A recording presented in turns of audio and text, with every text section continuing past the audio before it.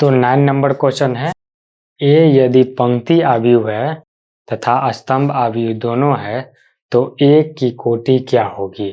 तो दिया गया है कि ए एक पंक्ति अवयव है।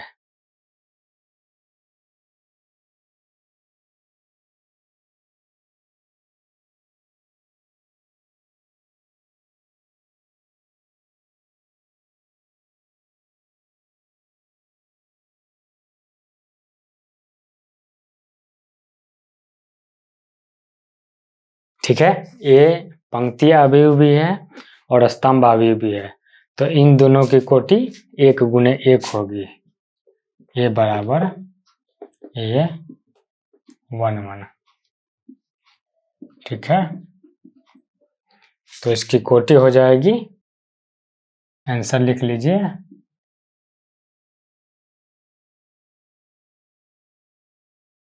1 गुने 1।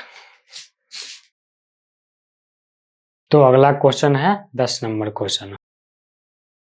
माना कि ए तथा बी दो मैट्रिक्स दिए गए हैं, इस प्रकार हैं, तो अवयव ए की कोटि क्या है। तो चलिए पहला का सॉल्यूशन करते हैं। यहाँ पे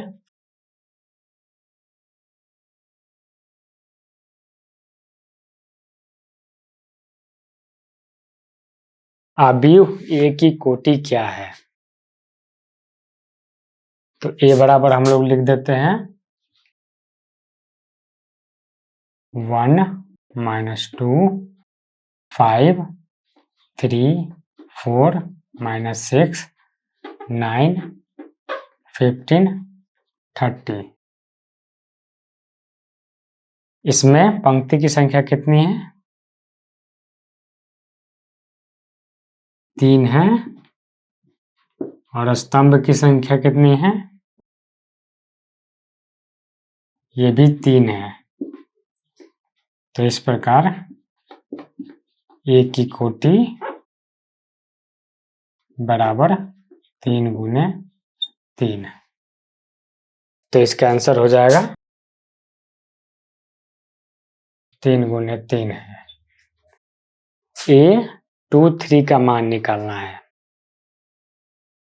ठीक है, तो ए 2 3 का मान हो जाता है 4, ये वाला। ओके, ए 3 1 का मान निकालना है, तो 9। बी की कोटि क्या है, तो बी बराबर लिखते हैं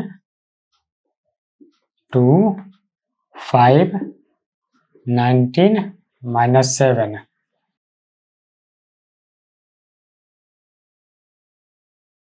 35 -2 5/2 12 √3 1 -5 17।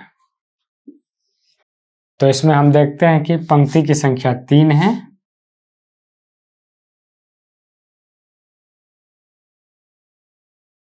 और स्तंभों की संख्या टोटल 4 है।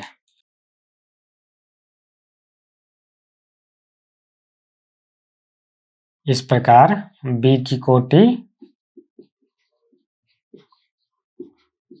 3 गुने 4 है। तो यहाँ पे हम लोग लिख देते हैं बी की कोटि क्या है, 3 × 4। बी में कुल अवयवों की संख्या कितनी है, तो 4 × 3 यानी कि 12। यहाँ से हम लोग काउंटिंग कर लेते हैं, 1 2 3 4 5 6 7 8 9 10 11 12। तो बी में कुल अवयवों की संख्या 12 है। तो हम लोग B13 का मान यहाँ पे निकाल लेते हैं, B13 बराबर 19। ओके, B21 बराबर 35, B33 equal to -5, B24 is equal to 12